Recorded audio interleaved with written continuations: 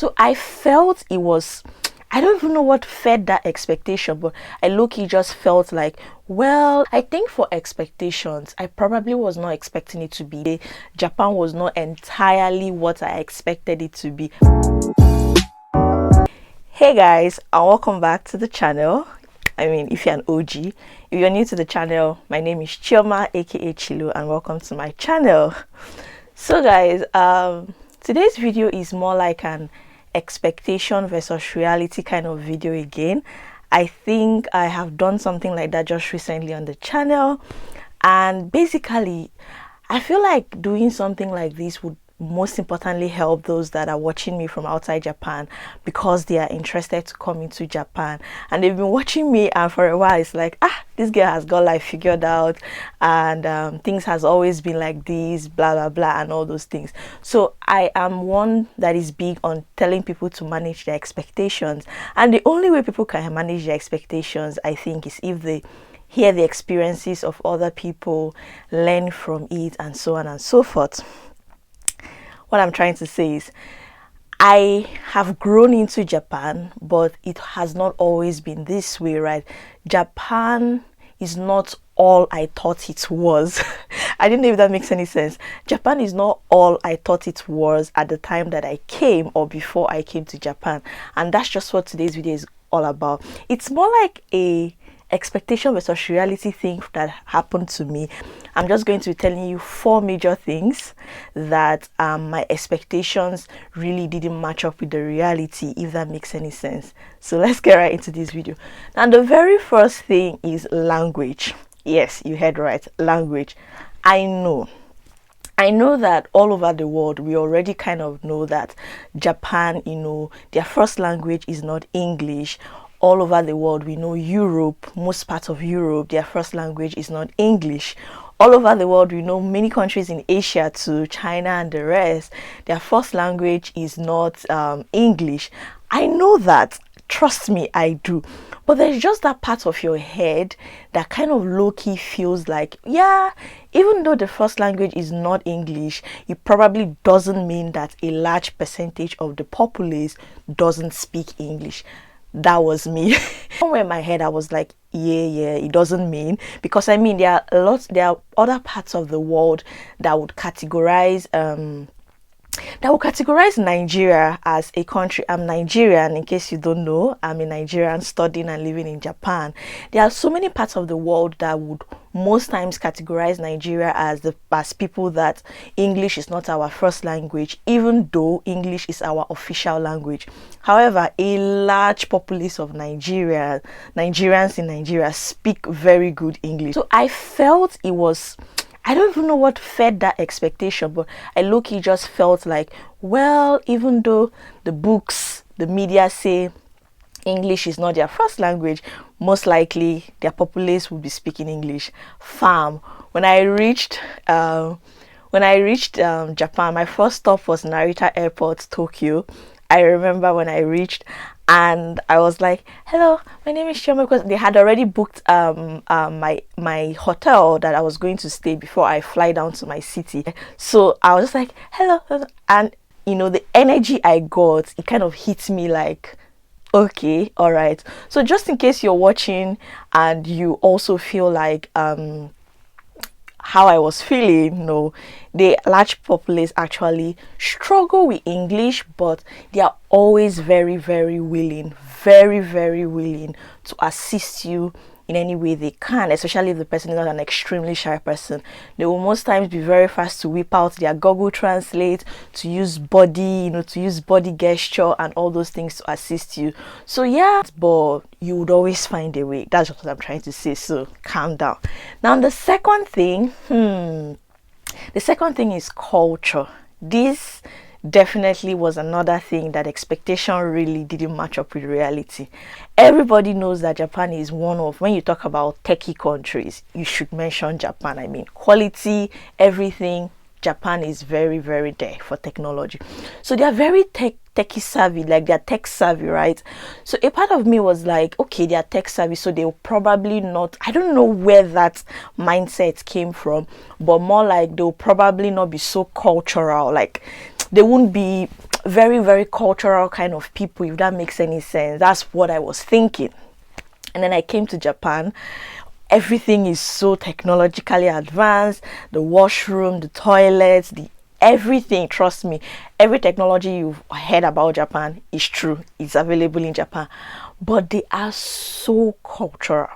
Somewhere in my head, I used to think that the presence of technology kind of reduces culture, but they found a way to successfully retain, their culture, their heritage. Japan has a lot of festivals like coming of age festival, girls festival, boys festival. Like there's so many traditional things. You would see another example. This one just came to my mind. You would see a very beautiful mansion, house, even hotel. I think one time we went for a lab trip with other lab members. This hotel, the architecture, the washroom, this, like, everything was top notch. But guess what? It's a traditional / modern hotel. The rooms, what I mean traditional, the rooms, the beds were on the floor. There's this traditional, they call it futon, I think. There's this traditional Japanese bed. You fold it, you open it, and then you wear your kimono. I'm telling you, the tables were very low tables, so you sit down on the floor, you fold your leg, and you're eating. I don't know how they manage to always balance technology and culture. A Japanese person is so closely in touch. They are so intact with their culture.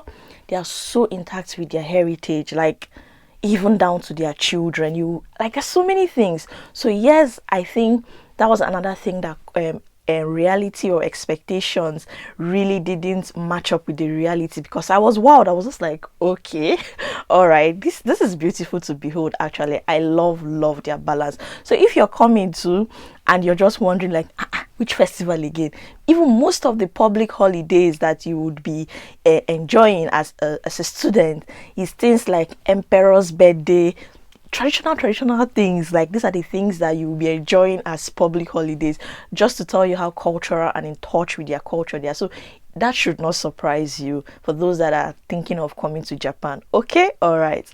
Now the third thing I think is the people. The people, that's vague. That's I think that's a bit vague of a word, but I'm going to break it down. Now when I say the people, what I mean is I didn't know that people are smart. There's something people always say, the more you know, the more bold you become. So I know that Japanese people, right from when I was back at home, I know all their products. When you see Japanese people's product, it's always, when you go to buy a phone, example, they will always tell this is a Japanese food brand. Like, it kind of denotes quality, right? So they are smart people. For your country to be techy and technologically advanced, it means that, they are smart people. However, they are very shy people. I never knew, I know shyness, but I never knew it at this level till I came to Japan. I never understood it. If you want to understand different categories of shyness and how it even affects you as a foreigner living in Japan, I'll link a video I did up somewhere here. Go and watch that video. Japanese people are very shy. They are very shy people. They are very smart, but except you tell a Japanese person, can you talk? Can I hear your opinion? They will not say anything. Especially when it's in a gathering. They are so shy. Even, okay, what happened to me recently on Sunday, right? I came back from church and I was around one area that I love to take pictures, and I saw these two girls.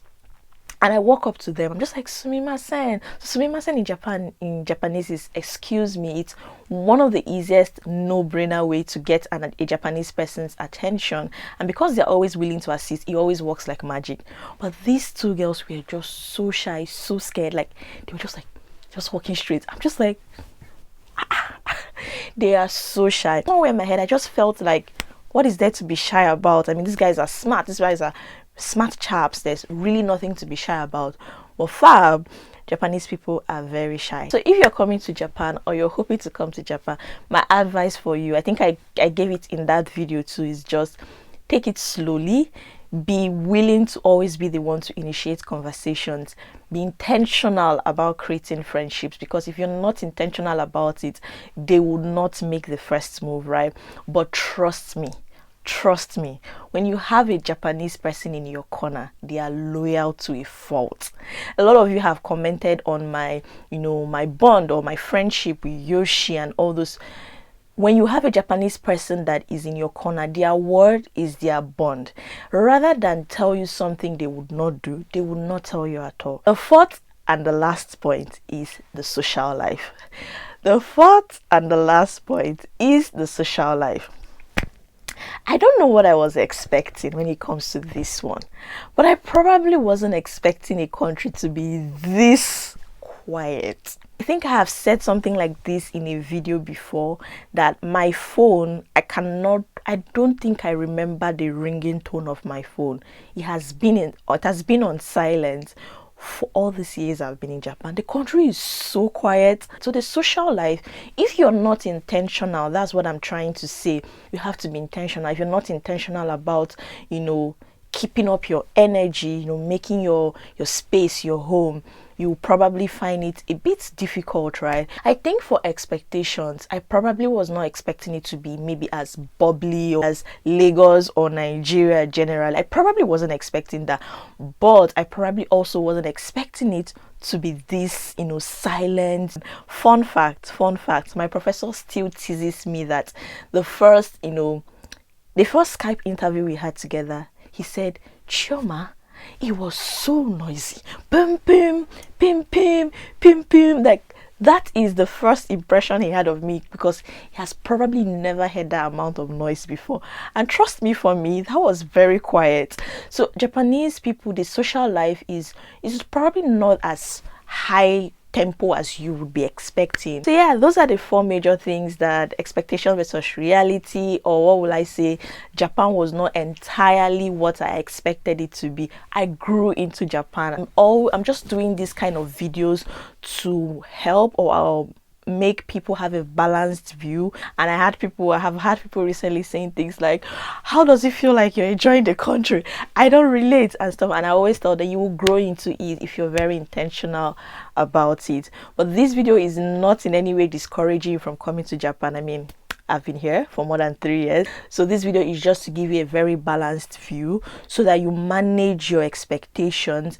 So guys, if you love this kind of videos where I just throw in a balance to everything, life in Japan and all, please tell me in the comment section. Also, let me know which of these four points of expectation versus reality that you're shocked, or you already knew about, or you already read about. Let me know if you're in Japan, which other points did I miss out that did not match up with your your expectations. All right, please guys, don't forget to give this video a massive thumbs up. It makes me know that you enjoyed what you watched. Also, feel free to share, comment, like, everything. Thank you guys so much for watching. See you next time on Chilotalks. Bye for now, guys.